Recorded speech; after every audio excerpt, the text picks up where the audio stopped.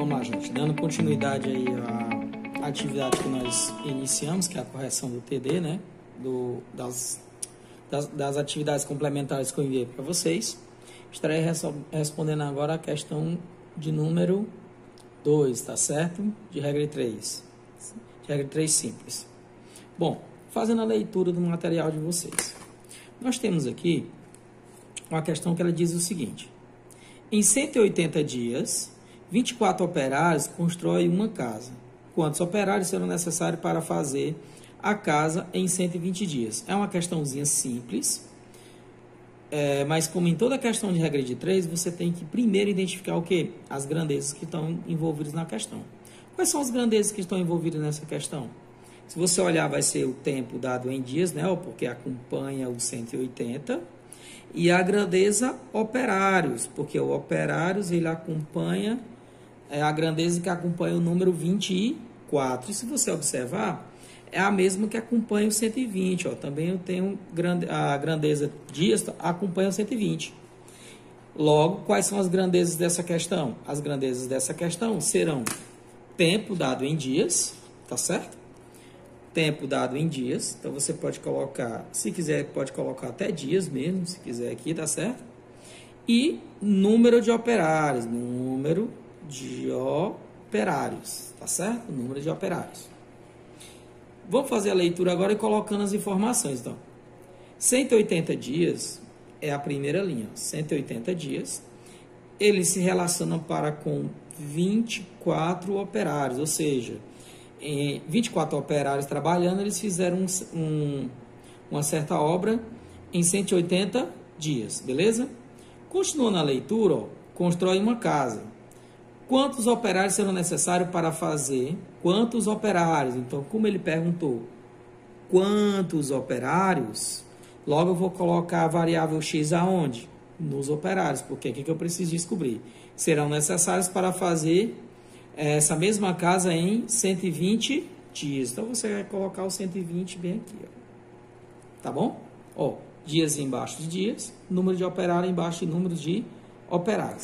Agora, vamos classificar essa grandeza para saber se a relação entre elas é diretamente proporcional ou inversamente proporcional. Ou seja, você vai pegar a grandeza que tem a variável e vai comparar com a outra grandeza, para saber se ela é diretamente ou inversamente proporcional a ela, tá bom? Então, vamos lá. Se eu aumentar o número de operários, o que é que vai acontecer com os dias para construir essa casa? Vai aumentar ou vai diminuir? Se eu aumentar o número de operários, com certeza essa casa vai ser feita em menos dias, tá certo? Ou seja, nós temos essa grandeza, ela é inversamente proporcional a essa, então eu vou classificar, ó, inversamente proporcional, tá certo?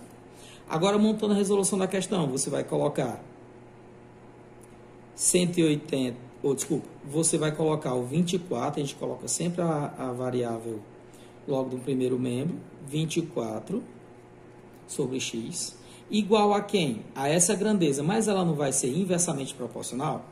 O que é que significa inversamente proporcional? Quer dizer que para ser diretamente proporcional, eu vou ter que aversar ela, vou ter que inverter ela novamente, vou ter que invertê-la, colocando o 120 para cima e o 180 para baixo. Então, é isso que nós vamos fazer aqui, ó.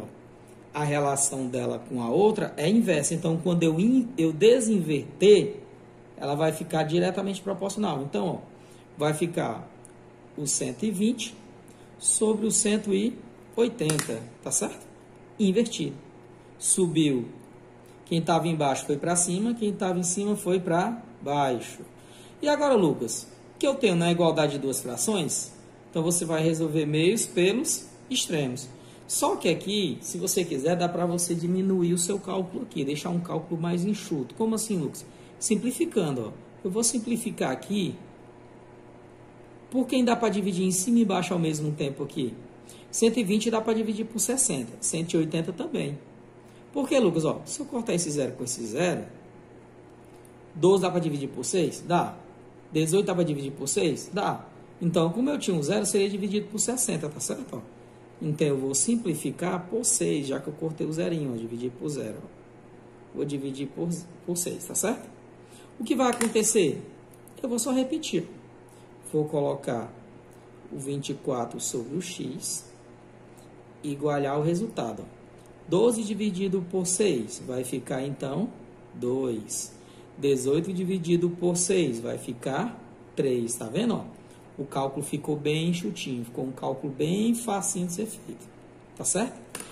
Agora sim, eu vou optar por fazer logo aqui. Ó. Primeira variável, x vezes 2, vai dar 2x, né? Ó. Então, você escreve 2x. Igual a quanto, Lucas? 24 vezes 3. 24 vezes 3 vai dar 72, tá certo? Logo, x vai ser igual a 72 dividido por 2, x vai ser 36. Então, a resposta da questão é 36, ok? A questão 3, ela diz o seguinte, ó. Na fabricação de uma lata de capacidade de 350 ml, gasta-se 14 gramas de alumínio, ou seja, que eu tenho uma informação fechada, né? Ó. Eu tenho uma lata de 350 ml em que foi gastado de alumínio 14 gramas para fabricar. Enquanto que com a capacidade de 500 ml gasta-se 18 gramas de alumínio para produzir, no caso, uma outra lata, tá certo? Enquanto que na lata com capacidade de 500 ml gasta-se 18 gramas de alumínio, ok? Então, eu posso afirmar que eu tenho uma lata, que eu vou chamar de L1, certo? E eu tenho outra lata que eu vou chamar de L2. Ó. Uma lata que ela é feita com 14 gramas de alumínio e que tem volume de 350 ml. Outra lata que tem capacidade, volume de 500 ml e ela é feita com 18 gramas de alumínio, tá certo? Assim como eu vou colocar aqui, beleza? Então vamos lá. Eu tenho L1 e eu vou ter L2, né? Que é lata 1, lata 2. Vou chamar de lata 1, lata 2. Informações da lata 1, que eu pude observar aí no texto. Ela é feita com 14 gramas de alumínio e ela vai ter volume de 350 mililitros, né? ml. A segunda lata, ela vai ser feita com 18 gramas de alumínio e ela vai ter volume de 500 mililitros, ou seja, 500 ml. Até aí tudo bem? Ok? Pronto, dando continuidade na leitura do texto, tá certo? Considerando a estimativa de 3 bilhões de latas de alumínio de 350 ml, ou seja, vendidas anualmente no Brasil, eu quero que você interprete. Quem seria essa lata? Seria L1 ou L2? Seria essa lata ou essa lata? Essa lata, não é assim? Porque ela vai ser a lata de 350 ml. Beleza até aí? Dando continuidade na leitura, ele quer saber a quantidade de alumínio economizado se o mesmo volume de líquido fosse dividido em latas de 500 ml. Ou seja, o que é que ele está me dizendo? Ele está me dizendo que dessa lata 1 aqui, tá certo? Eu vou ter, anualmente ela vai ser utilizada dela 3 bilhões. 3 bilhões dessa lata aqui. Tá certo? 3 bilhões dela. Dessa ele não falou nada ainda. E que ele me disse que se eu pegar o volume dessa lata aqui, ó, e colocasse em latas de 500 ml, quantas latas eu teria? Ou seja, eu não sei quantos bilhões de latas eu teria, tá certo? Ok até aí? Pronto. Como ele vai relacionar volumes, ele está relacionando os volumes, então eu vou ter que calcular qual vai ser o consumo anual para essa lata aqui, ó. Tá certo? Em seguida, esse volume ele vai ser distribuído em latas de 500 ml. Então vamos lá, primeira parte. Volume é 350 ml, então eu tenho 3 bilhões multiplicado por latas de 350 ml Então, quando eu multiplicar 3 vezes 350, eu vou ter 1.050 bilhões de mililitros. Tá certo? Então, eu já tenho um volume aí. Esse volume aí, ele vai ser agora distribuído em latas de 500 ml. Como é, Lucas, que eu vou distribuir ele em latas de 500 ml? Você vai fazer uma relaçãozinha bem simples. Eu vou tirar aqui a folha de cálculo aqui para deixar só a folha de cálculo, tá certo? Então eu vou fazer essa distribuição de uma maneira bem interessante, ó. Eu vou considerar o número de latas como uma grandeza e vou considerar o volume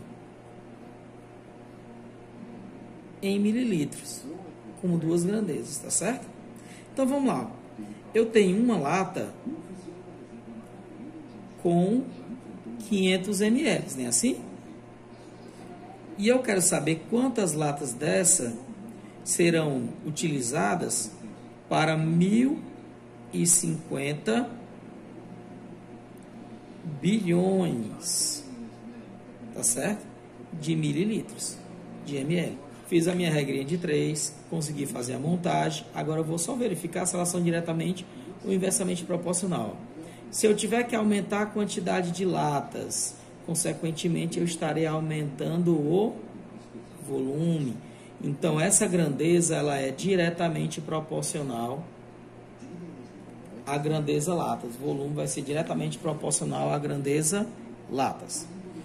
Então aqui, ó, é só montar a regrinha de 3 agora aqui embaixo, que vai ficar 1 sobre x igual. Se você quiser e achar mais fácil, você pode simplificar aqui, ó, diminuindo os zeros aqui, tá certo? E aqui eu vou colocar, então, 50 sobre 105. Vou fazer aqui, então, meios pelos extremos. 50 vezes x vai ser igual a 50x, tá certo? E 1 vezes 105